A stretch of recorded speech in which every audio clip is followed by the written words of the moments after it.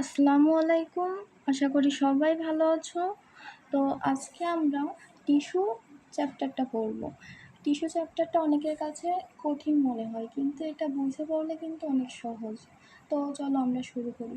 প্রথমেই দেখো, টিস্যু শব্দটি সর্বপ্রথম ব্যবহার করে বিজ্ঞানী বিকার্ট টিস্যু শব্দটি প্রথম ব্যবহার করে। তো টিস্যু আসলে কী জিনিস? টিস্যু হচ্ছে একই উৎস থেকে সৃষ্ট একই ধরনের কাজ সম্পন্ন করে সমধর্মী একটি অবিচ্ছিন্ন কোষগুচ্ছকে বলা হয় টিস্যু বা কোষকলা। আচ্ছা, তাহলে আমরা কি বুঝলাম? টিস্যু হচ্ছে একই জায়গা থেকে সৃষ্টি হবে, একই ধরনের কাজ করবে, এরকম একটা কোষের গুচ্ছ, যাকে আমরা টিস্যু বা কোষকলা বলি। তারপরে টিস্যু কয় ধরনের? টিস্যু হয় আমাদের দুই ধরনের, ভাজক টিস্যু ও স্থায়ী টিস্যু। ভাজক টিস্যু যেটা সর্বদা বিভাজিত হতে পারে, মানে যে টিস্যুগুলো সর্বদা বিভাজনে সক্ষম, তাকে আমরা ভাজক টিস্যু বলি, ভাজক টিস্যু বা মেরিস্টেম। ভাজক টিস্যু অপর নামে মেরিস্টেম। তারপরে দেখো, ভাজক টিস্যুর বৈশিষ্ট্য কী কী? ভাজক টিস্যুর কোষগুলো জীবিত, সর্বদা জীবিত, যেহেতু এগুলো বিভাজিত হয় এজন্য জীবিত।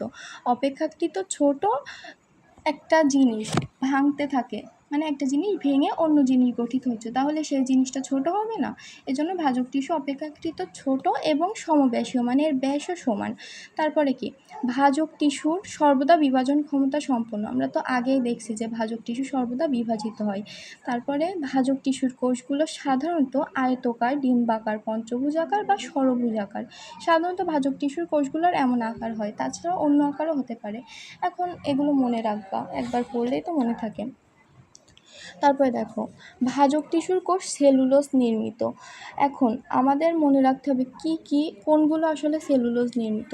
দেখো, উদ্ভিদের কোষ প্রাচীর সেলুলোজ নির্মিত, শৈবালের কোষ প্রাচীর, ভাজক টিস্যুর কোষ প্রাচীর এবং পরাগরেণুর ইন্টাইন, এগুলো আমাদের সেলুলোজ নির্মিত। তাহলে আমরা একবারে মনে রাখবো, সেলুলোজ নির্মিত কী?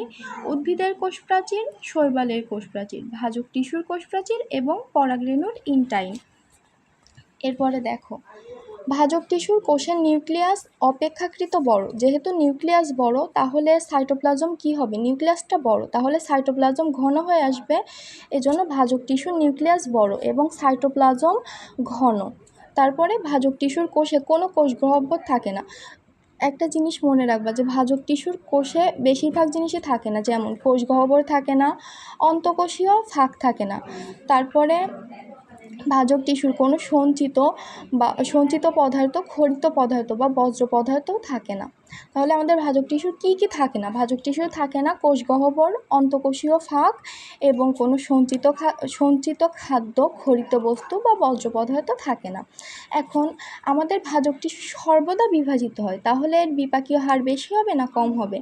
একটা জিনিস বিভাজিত হচ্ছে সর্বদা, তাহলে এর বিপাকীয় হার অবশ্যই বেশি হবে।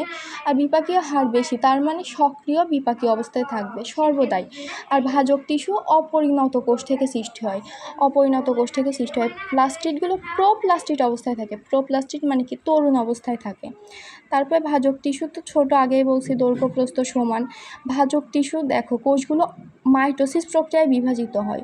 ভাজক টিস্যু বিভাজিত হয়ে তোমাদের দেখবা পরেই আছে যে ভাজক টিস্যু বিভাজিত হয়ে আমাদের দৈর্ঘ্য প্রস্থে বৃদ্ধি করে, তাহলে কোনো কিছু ক্ষত পূরণ করে, এগুলো কি মাইটোসিস প্রক্রিয়ায় না?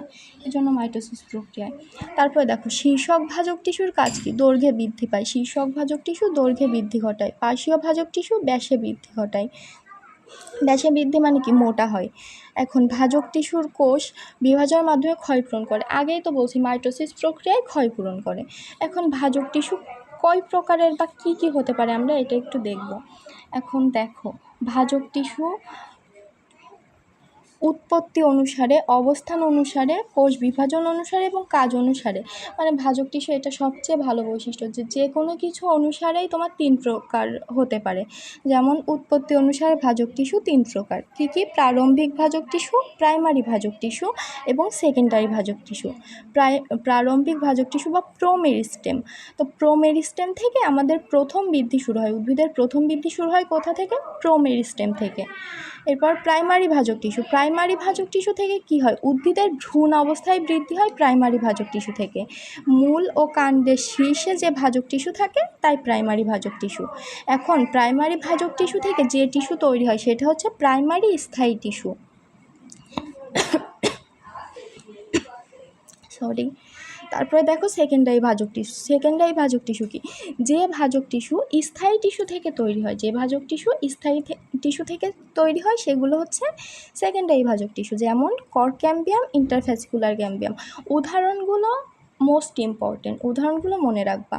তাহলে আমরা কি দেখলাম? উৎপত্তি অনুসারে ভাজক টিস্যু 3 প্রকার। কি কি? প্রারম্ভিক বা প্রোমেরিস্টেম, যেখান থেকে উদ্ভিদের প্রথম বৃদ্ধি শুরু হয়। তারপরে প্রাইমারি ভাজক টিস্যু, যেখানে ভ্রূণ অবস্থায় বৃদ্ধি হয়। তারপরে সেকেন্ডারি ভাজক টিস্যু, যেটা স্থায়ী টিস্যু থেকে তৈরি হয়। উদাহরণ হচ্ছে কর্ক ক্যাম্বিয়াম, ইন্টারফ্যাসিকুলার ক্যাম্বিয়াম। এরপর অবস্থান অনুসারে ভাজক টিস্যু 3 প্রকার। কি কি? শীর্ষক ভাজক টিস্যু, ইন্টারক্যালোরি বা নিবেশিত ভাজক টিস্যু এবং পার্শ্বীয় ভাজক টিস্যু। তো শীর্ষক ভাজক টিস্যু, শীর্ষকের অপর নাম কি? এপিকাল। শীর্ষক ভাজক টিস্যু বা এপিকাল মেরিস্টেম, এটা তোমার শীর্ষে যে টিস্যু থাকে সেটা শীর্ষক ভাজক টিস্যু। তারপরে দেখো মনে রাখবে, শীর্ষক ভাজক টিস্যু কিন্তু প্রাইমারি টিস্যু, শীর্ষক এবং নিবেশিত প্রাইমারি, আর তোমার পার্শ্বীয় ভাজক টিস্যু হচ্ছে সেকেন্ডারি। তো শীর্ষক ভাজক টিস্যু প্রাইমারি। এরপর দেখো নিবেশিত বা ইন্টারক্যালোরি ভাজক টিস্যু, দুটি স্থায়ী টিস্যুর মাঝখানে যে টিস্যু থাকে সেটা হচ্ছে ইন্টারক্যালোরি বা নিবেশিত ভাজক টিস্যু। দুটি স্থায়ী টিস্যুর মাঝে যেটা থাকে সেটা হচ্ছে নিবেশিত বা ইন্টারক্যালোরি। এর উদাহরণ কি? ঘাস জাতীয় উদ্ভিদ, পাইন, হর্সটেইল, এটাও প্রাইমারি ভাজক টিস্যু। তারপরে পার্শ্বীয় ভাজক টিস্যু, পার্শ্বীয় ভাজক টিস্যু আমাদের সেকেন্ডারি ভাজক টিস্যু। তো সেকেন্ডারি ভাজক টিস্যু উদাহরণ কি কি ছিল? Cork cambium, interfascicular cambium. এরপরে এগুলো একটু পার্থক্য একটু দেখতে পারো, একবার দেখবা যে নিবেশিত ভাজক টিস্যু কাণ্ডের পর্ব মধ্যে থাকে, শীর্ষক তো শীর্ষে, আর পার্শ্বীয় কাণ্ডের পার্শ্বে। নিবেশিত থাকে পর্ব মধ্যে আর পার্শ্বীয় থাকে পার্শ্বে। শীর্ষক ভাজক টিস্যু গোলাকার, নিবেশিত লম্বাটে এবং পার্শ্বীয় ভাজক টিস্যু আয়তক্ষেত্রাকার। এরপর দেখো কোষ বিভাজন অনুসারে। তো ভাজক টিস্যু বলছিলাম না একটা বৈশিষ্ট্য সবচেয়ে মানে ইন্টারেস্টিং, সেটা হচ্ছে যে কয় ভাগেই বিভক্ত করো সেই কয় ভাগেই হলো আমাদের 3 প্রকারেরই হবে। তো কোষ বিভাজন অনুসারে কি কি? মাস ভাজক টিস্যু, প্লেট ভাজক টিস্যু এবং রিব ভাজক টিস্যু। মাস, প্লেট, রিব। তো মাস কি? যে ভাজক টিস্যু সব তলে বিভাজিত করে, সব তলে, সেটা হচ্ছে মাস। আরেকটা জিনিস মনে রাখবা, মাস হচ্ছে ঘনত্বে বৃদ্ধি পায়, আর প্লেট আমাদের কিসে বৃদ্ধি পায়? আয়তনে বৃদ্ধি পায়। তো আমরা মাসের তো অনেক উদাহরণ, আমরা মাসের উদাহরণটা মনে রাখবো না, প্লেট আর রিবেটটা মনে রাখলে মাসেরটা এমনিই পারবা। তো প্লেট ভাজক টিস্যু, প্লেটে কি? পতে প্লেট, পতে পাতা। প্লেটের উদাহরণ পাতা, বর্ধিষ্ণু, বহিতক। পতে প্লেট, পতে পাতা আর বর্ধিষ্ণু, বহিতক। আর একটা প্লেটের কয়টা তল? 2টা তল না, এই জন্য প্লেট 2টি তলে বিভক্ত করে। আর রিব একটি তলে বিভক্ত করে। রিব কি? রিব আমাদের কোথায় থাকে? পাঁজর না? রিব মানে পাঁজর, রিব বোন থাকে ওইটাই, রিব বুকের পাঁজরের নাই। তো রিব একতলে বিভক্ত করে। রিবের উদাহরণ কি? বর্ধিষ্ণু মূল ও কাণ্ডের মজ্জারসি। তাহলে প্লেট 2 তল, প্লেটে পতে পাতা আর বর্ধিষ্ণু, বহিতক। আর রিব কি? রিব হচ্ছে বর্ধিষ্ণু মূল আর কাণ্ডের মজ্জারসি। এই বাদে যা সবই মাস। এরপরে দেখো কাজ অনুসারেও 3 প্রকার। কি কি? প্রোটোডার্ম, প্রোক্যাম্বিয়াম এবং গ্রাউন্ড মেরিস্টেম। তো ডার্ম মানে কি? ডার্ম মানে ত্বক না? তো প্রোটোডার্ম হচ্ছে আমাদের যেগুলো ত্বক সৃষ্টি করে, যে টিস্যু ভাজক টিস্যু ত্বক সৃষ্টি করে, সেটা হচ্ছে প্রোটোডার্ম। এখন আমাদের কাণ্ড বা শাখা প্রশাখার ত্বককে বলে এপিডার্মিস, আর মূলের ত্বককে বলে এপিব্লেমা। এটা আমরা পরে পাবো। এখন দেখো প্রোক্যাম্বিয়াম কি? ক্যাম্বিয়াম, জাইলেম ও ফ্লোয়েম সৃষ্টিকারী ভাজক টিস্যুকে প্রোক্যাম্বিয়াম বলে। প্রোক্যাম্বিয়াম এর প্রধান কাজ কি? পরিবহন টিস্যু সৃষ্টি করাই প্রোক্যাম্বিয়ামের কাজ। এরপরে দেখো গ্রাউন্ড মেরিস্টেম কি করে? শীর্ষক ভাজক টিস্যুর যে অংশ বরাবর বিভাজিত হয়ে উদ্ভিদের মূল ভিত্তি কি? কর্টেক্স, মজ্জারসি। এখন এত না মনে রাখবা, গ্রাউন্ড মেরিস্টেমের কাজ হচ্ছে উদ্ভিদের মূল ভিত্তি মানে কর্টেক্স, মজ্জারসি তৈরি করা, এটাই গ্রাউন্ড মেরিস্টেমের কাজ। তারপরে দেখো শীর্ষক ভাজক টিস্যু বা এপিকাল মেরিস্টেম সব টিস্যুর উৎস। তাহলে আমাদের সব টিস্যুর উৎস কি? শীর্ষক ভাজক টিস্যু বা এপিকাল মেরিস্টেম। এখন স্থায়ী টিস্যুর বৈশিষ্ট্য কি কি? যেগুলো আমাদের ভাজক টিস্যুর বৈশিষ্ট্য তার অপোজিট, তাহলে আমাদের স্থায়ী টিস্যু। এখন স্থায়ী টিস্যুর কোষগুলোর বৈশিষ্ট্য কি? স্থায়ী টিস্যুর কোষগুলো বিভাজনে অক্ষম। ভাজক টিস্যুর কোষ যেহেতু বিভাজনে সক্ষম, তাহলে স্থায়ী টিস্যুর কোষ বিভাজনে অক্ষম। তারপরে সাইটোপ্লাজম স্বাভাবিকের চেয়ে কম থাকে। তারপরে দেখো কোষ প্রাচীর অপেক্ষাকৃত পুরু, নিউক্লিয়াস স্বাভাবিকের চেয়ে ছোট, আন্তঃকোষীয় ফাঁক থাকতেও পারে, না থাকতেও পারে। মানে মেন কথা হচ্ছে আমাদের ভাজক টিস্যুর বৈশিষ্ট্য থেকে এটা উল্টো হবে। কিন্তু এর ভিতর মনে রাখবা দুইটা ইম্পর্টেন্ট, যে স্থায়ী টিস্যুর মৃত কোষ প্রোটোপ্লাজমবিহীন, আর কোষ প্রাচীরে নানা নকশা দেখা যায়। এই দুইটা মোস্ট ইম্পর্টেন্ট, যে স্থায়ী টিস্যুর মৃত কোষ প্রোটোপ্লাজমবিহীন আর কোষ প্রাচীরে নানা নকশা দেখা যায়। তারপরে দেখো স্থায়ী টিস্যুর প্রকারভেদ 3 প্রকার। স্থায়ী টিস্যু কী কী? সরল টিস্যু, জটিল বা যৌগিক টিস্যু এবং ক্ষরণকারী বা নিঃস্রাবী টিস্যু। সরল মানে যেটা একদম সরল, সেটা কি? Parenchyma, collenchyma, sclerenchyma. সরল টিস্যু কি? Parenchyma, collenchyma, sclerenchyma. আর জটিল টিস্যু কী কী? একটু জটিল টাইপের, জটিল বা যৌগিক জাইলেম এবং ফ্লোয়েম। দেখো বর্গীয় জতে জটিল, বর্গীয় জতে জাইলেম, আর জাইলেমের নাম আসলে ফ্লোয়েম তো আসবেই। তো জটিল বা যৌগিক, জাইলেম বা ফ্লোয়েম। ক্ষরণকারী বা নিঃস্রাবী টিস্যু, এটা হচ্ছে তরুক্ষীয় টিস্যু এবং গ্রন্থি টিস্যু। এখন দেখো ভাজক টিস্যু, আদি টিস্যু। আর ভাজক টিস্যুর খাদ্য তৈরি করে না বা খাদ্য পরিবহনে কোনো ভূমিকা নেই, কিন্তু স্থায়ী টিস্যু আবার খাদ্য তৈরি এবং পরিবহন করে। আর ভাজক টিস্যুর কোনো কোষ অবকাশ নেই, মানে আন্তঃকোষীয় ফাঁক নেই। এখন আমাদের একটা জিনিস মনে রাখবা, সরল টিস্যু আর জটিল টিস্যুর মধ্যে দন্ত স দিয়ে সরল, দন্ত স দিয়ে সমসত্ব, তাহলে সরল টিস্যু সমসত্ব প্রকৃতির আর জটিল টিস্যু অসমসত্ব প্রকৃতির। এরপরে আমরা দেখব টিস্যুতন্ত্র। টিস্যুতন্ত্র কে আবিষ্কার করে বা কে এ সম্পর্কে কথা বলে? তো বিজ্ঞানী স্যাক্স টিস্যুর অবস্থান ও কার্যের উপর নির্ভর করে উদ্ভিদের সব টিস্যুকে 3টি টিস্যুতন্ত্রে ভাগ করে। বিজ্ঞানী স্যাক্স 3টি টিস্যুতন্ত্রে ভাগ করে। সেগুলো কি কি? সেগুলো হচ্ছে তোমার এপিডার্মাল টিস্যুতন্ত্র, গ্রাউন্ড টিস্যুতন্ত্র ও ভাস্কুলার টিস্যুতন্ত্র। এপিডার্মাল, গ্রাউন্ড ও ভাস্কুলার। এখন আমরা দেখব এপিডার্মাল বা ত্বকীয় টিস্যুতন্ত্র। তো যে টিস্যুতন্ত্র উদ্ভিদের ত্বক বা বহিরাবরণ তৈরি করে সেটা হচ্ছে এপিডার্মাল বা ত্বকীয় টিস্যুতন্ত্র। ডার্ম মানে কি? ডার্ম মানে ত্বক না, তো যেটা ত্বক তৈরি করে সেটা এপিডার্মাল টিস্যুতন্ত্র। কিন্তু এখানে একটা জিনিস মনে রাখবা, শুধুমাত্র একটিমাত্র টিস্যু দিয়ে ত্বকীয় টিস্যুই গঠিত হয়। ত্বকীয় টিস্যু একটিমাত্র টিস্যু দিয়ে গঠিত হতে পারে, অন্য কোনো টিস্যু না। কাণ্ড পাতার ত্বককে আমরা বলি এপিডার্মিস, আর মূলের ত্বককে আমরা বলি এপিব্লেমা। প্রাথমিক শীর্ষক ভাজক টিস্যু হতে এপিডার্মাল টিস্যু উৎপত্তি হয়। এপিডার্মাল টিস্যুর কোথা থেকে উৎপত্তি হয়? প্রাথমিক শীর্ষক ভাজক টিস্যু হতে। এরপর এপিডার্মিস বা ত্বক। উদ্ভিদের বাইরের স্তরকে এপিডার্মিস বলে, এটা তো আমরা জানি। তো এপিডার্মিস কি দিয়ে গঠিত? এক সারি প্যারেনকাইমা কোষ দিয়ে গঠিত, কিন্তু করবী গাছে 3 সারি প্যারেনকাইমা কোষ থাকে। করবীতে দেখো তো কয়টা শব্দ, কয়টা করবী? 3টা না, এই জন্য করবী গাছে 3 সারি কোষ থাকে। আচ্ছা, আমি যেগুলো মনে রাখার জন্য বলবো এগুলো কিন্তু লজিক না, তোমাদের মনে রাখার জন্য, তো সব লজিক দিয়ে মিলাতে যাবে না। তারপর দেখো শুধুমাত্র আমাদের রক্ষী কোষে কিন্তু ক্লোরোপ্লাস্ট থাকে। ক্লোরোপ্লাস্ট কোথায় থাকে? রক্ষী কোষে। কিউটিন ও সুবেরিন পুরু স্তরকে কিউটিকল বলে। কিউটিন ও সুবেরিনের পুরু স্তরকে কিউটিকল বলে। এখন দেখো কিউটিকল কোথায় থাকে? কিউটিকল কি মূলে থাকে? না, মূলের ত্বকে কিউটিকল থাকে না। মূল কি? আচ্ছা, ত্বক শব্দটার সাথে কিউট যায় না? কিউট ত্বক, এজন্য ত্বকে কিউটিকল থাকে। কিন্তু মূল কি? মূল না অনেক শক্ত, এজন্য মূলে কিউটিকল থাকবে না। কিউটিকল মানে কি? কিউট। তো কিউটিকল মূলে থাকে না, কিন্তু কাণ্ড পাতায় থাকে। এখন দেখো সাইকাস পাইনাস ও ঘাস জাতীয় কিছু উদ্ভিদের পাতায় লিগনিন জমা হতে দেখা যায়। সাইকাস পাইনাস ও ঘাস জাতীয় উদ্ভিদের পাতায় লিগনিন জমা হয়। ফুলের পাপড়ি ও ফলত্বকে অ্যান্থ্রোসায়ানিন নামক রঞ্জক থাকে। কোথায় থাকে? ফুলের পাপড়ি ও ফলত্বকে কি থাকে? অ্যান্থ্রোসায়ানিন থাকে। তারপর দেখো সরিষা গোত্রীয় উদ্ভিদে মাইরোসিন এনজাইম নিঃসরণকারী মাইরোসিন কোষ থাকে। তো মাইরোসিন কোষ থাকে কোথায়? সরিষা গোত্রীয় উদ্ভিদে। মানে এই সরিষা গোত্রের এই গোত্রটার নাম কি জানো? ক্রুসিফেরি গোত্র। ক্রুসিফেরি গোত্রের ভিতরে আছে সরিষা, রাই, মূলা, এগুলোতে মাইরোসিন কোষ থাকে। ক্রুসিফেরি গোত্রে মাইরোসিন কোষ থাকে। সরিষা, রাই, মূলা, ক্রুসিফেরি গোত্র।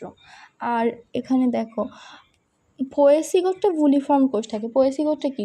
গম, ভুট্টা, আখ, এদের কি থাকে? বুলিফর্ম কোষ থাকে। এখন দেখো এই যে ত্বকের কাজ, এগুলো একবার রিডিং দিবা। তারপর দেখো রোম বা ট্রাইকোম। রোম বা ট্রাইকোমের ভিতর আমরা কি পড়ব? মূলরোম ত্বকের এককোষী উপাঙ্গ। মূলরোম এককোষী, আর কিউটিকল তো মূলরোমে থাকে না, মূলরোম তো কিউট না, শক্ত। মূলরোম এককোষী এবং কিউটিকল বিবর্জিত। আর কাণ্ডরোম কি? কাণ্ডরোম বহুকোষী, আর কিউটিকলও তো থাকে। কিউট, যেহেতু কিউট শব্দটা আছে এই জন্য কিউটিকল থাকে। এরপর দেখো শল্ক। শল্কের কাজ কি? শল্ক আমাদের প্রস্বেদনের হার কমায়। তারপরে আমরা আসি গ্রন্থিরোম বা কোলেটার্স। বিশেষ ধরনের বহুকোষী ট্রাইকোমকে কোলেটার্স বলে। কোলেটার্সের আরেক নাম আছে পিরকা। গ্রন্থিরোম, কোলেটার্স বা পিরকা বিশেষ ধরনের বহুকোষী ট্রাইকোমকে কোলেটার্স বলে। এর কাজ কি? এটা হলো কীটপতঙ্গকে প্রতিহত করে এবং আত্মরক্ষায় সাহায্য করে। এরপর দেখো পানিথলি। পানিথলি কি? এগুলো হচ্ছে তোমার প্রশস্ত ট্রাইকোম। বহুকোষী ট্রাইকোমকে কোলেটার্স বলে, আর প্রশস্ত ট্রাইকোমকে পানিথলি বলে। তো পানিথলি কোথায় থাকে? বরফ উদ্ভিদ, নাম শুনছো না? বরফ উদ্ভিদ, মিসেমব্রাইমথেমাম ক্রাইস্টেলিয়াম, এদের আমাদের পানিথলি থাকে। এরপর দেখো দংশক্রম। আচ্ছা, দংশক্রম কি কি? বিচুটি, আলকুশি, অগ্নিচূত্রা। এগুলোর নাম শুনলে কেমন বিচুটি চুলকায় না? এগুলো সবই চুলকায়। মানে চুলকালে কেমন লাগে মনে হয় না? কেমন একটা চুলকানে কেমন ফিলিংস, তেমনই। তো দংশক্রম কি কি? বিচুটি, আলকুশি, অগ্নিচূত্রা। তারপরে দেখো এপিডার্মাল রন্ধ্র। উদ্ভিদের রন্ধ্র দুই প্রকার, একটা পত্ররন্ধ্র আর একটা পানিরন্ধ্র। তো পত্ররন্ধ্র কোথায় থাকে? স্টোমাটা বা পত্ররন্ধ্র। দুটি রক্ষীকোষ দিয়ে বেষ্টিত এই পত্ররন্ধ্র। পত্ররন্ধ্রের চারপাশে আমাদের সহকারী কোষ থাকে, আর এই যে পত্ররন্ধ্রের নিচে আমাদের একটা বড় বায়ুকুঠুরি থাকে, এদেরকে আমরা বলি সাব স্টোমাটাল বায়ুকুঠুরি বা শ্বাসকুঠুরি। এখন পত্ররন্ধ্রের কাজ কি? সাধারণত দিনের বেলা পত্ররন্ধ্র খোলা থাকে আর রাতে বন্ধ থাকে, কিন্তু পাথরকুচি উদ্ভিদ ও অন্যদিকে যায়, ও এর উল্টা। তো পাথরকুচি উদ্ভিদের রাত্রে পত্ররন্ধ্র খোলা থাকে আর দিনের বেলা বন্ধ থাকে। এখন আমরা দেখব পত্ররন্ধ্রের প্রকারভেদ। পত্ররন্ধ্র কয় প্রকার, কি কি প্রকার? ডায়াসাইটিক। দেখো পত্ররন্ধ্রের প্রকারভেদ: ডায়াসাইটিক, প্যারাসাইটিক,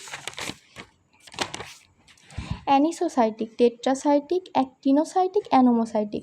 ট্রাইসাইটিক কিন্তু নেই, মনে রাখবে, ট্রাইসাইটিক কিন্তু নেই। তো দেখো ডায়াসাইটিক আর প্যারাসাইটিক, এটাই দুইটা সাবসিডিয়ারি কোষ থাকবে, কিন্তু প্যারার সাথে কি যায়? প্যারালালি থাকবে। প্যারাসাইটিকে প্যারালালি মানে সমান্তরালে থাকবে, আর ডায়াসাইটিকে সমকোণে থাকবে। তারপরে দেখো অ্যানিসোসাইটিকে তিনটি সাবসিডিয়ারি কোষ থাকে, কিন্তু এর ভিতরে আমাদের একটি কোষ ছোট থাকে, দুটি কোষ বড় আর একটি কোষ ছোট। আর টেট্রা মানে কি? চারটি সাবসিডিয়ারি কোষ। আর টি আছে না, টি দিয়ে মনে রাখবা টল, মানে লম্বা কোষ থাকে। অ্যাক্টিনোসাইটিকে লম্বা কোষ থাকে। আর অ্যানোমো মানে কি? পৃথকযোগ্য নয়, যাদেরকে পৃথক করা যায় না। এরপর পত্ররন্ধ্রের কাজ একবার দেখবা, আর বিশেষ করে মনে রাখবা প্রস্বেদন, সালোক সংশ্লেষণ ও শোষণ, এই তিনটা কাজেই পত্ররন্ধ্র গুরুত্বপূর্ণ ভূমিকা পালন করে। এরপর আমরা পড়ব সেই পানি পত্ররন্ধ্র বা হাইডাথোট। তো এটা কাদের থাকে? এটা থাকে ঘটকে এর পানি পত্ররন্ধ্র থাকে।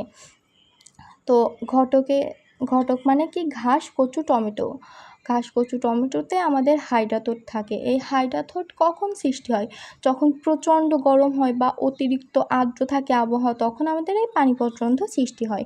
আর মনে রাখবা হাইডাথোটে এপিথেম বা এপিথেলিয়াম থাকে, মানে এক ধরনের কোষ। শুধু কোষের নামটা মনে রাখবে, এপিথেম বা এপিথেলিয়াম। এখন হাইড্রাথোটের মাধ্যমে পানি বের হয় তরল আকারে, আর এই পানি বের হওয়ার প্রক্রিয়াকে আমরা বলি নিঃস্রাবণ, পানি নির্গমন বা গাটেশন। তো আমাদের পত্ররন্ধ্রে পানি বের হয় কিভাবে? জলীয় বাষ্প আকারে না, আর আমাদের এই যে পানি পত্ররন্ধ্রে বের হয় তরল আকারে। তো পার্থক্য একবার দেখবা যে পত্ররন্ধ্র কোথায় থাকে? পাতার ঊর্ধ্ব নিম্ন উভয় ত্বকে থাকে, কিন্তু পানি পত্ররন্ধ্র থাকে পাতার কিনারায়। আর পত্ররন্ধ্র থেকে পানি বের হয় বাষ্প আকারে, আর পানি পত্ররন্ধ্র থেকে বের হয় তরল আকারে। আচ্ছা, আমরা আজকে এই পর্যন্তই রাখি, এরপরে আরেকটা ক্লাস দিবানে, ওইখানে শেষ করবানে। তো এই পর্যন্তই থাক, আজকে এই পর্যন্তই। আল্লাহ হাফেজ। সবাই ভালো থাকো, ভালোভাবে পড়াশোনা করো।